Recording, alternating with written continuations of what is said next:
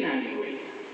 नाही करणार असे ठरवतो तरी देखील आमच्या हातून चूक घडतेच. आपण चांगले काम करू, चांगलेच काम करू असं म्हणतो, पण तसं होत नाही. का? मन ताब्यात नाही ना. तुमचं मन तुमच्या ताब्यात नसेल तर तुम्ही चांगले काम कसं कराल? तुम्ही वाईट काम करण्यापासून आपला बचाव कसा कराल?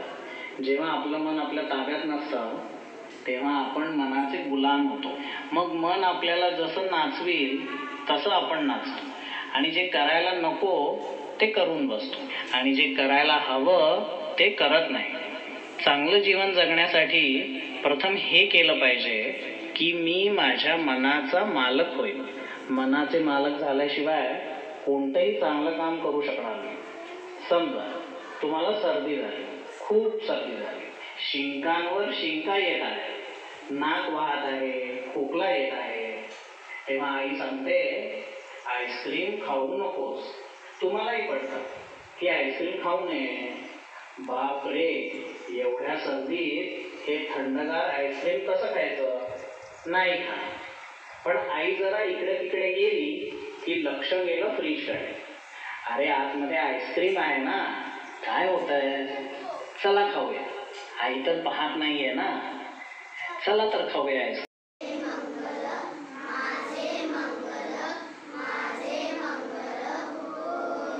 तुझे मंगल तुझे मंगल तुझे मंगल होय रे.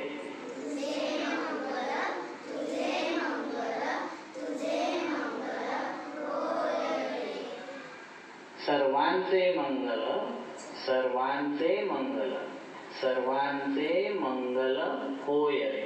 सर्वांचे मंगल सर्वांचे मंगल सर्वांचे मंगल होय रे. जन जन मंगल जन जन मंगल जन जन मंगल होय रे. जन जन मंगल जन जन मंगल जन जन मंगल होय रे. माझे मंगल माझे मंगल माझे मंगल होय रे. माझे मंगल माझे मंगल माझे मंगल होय रे.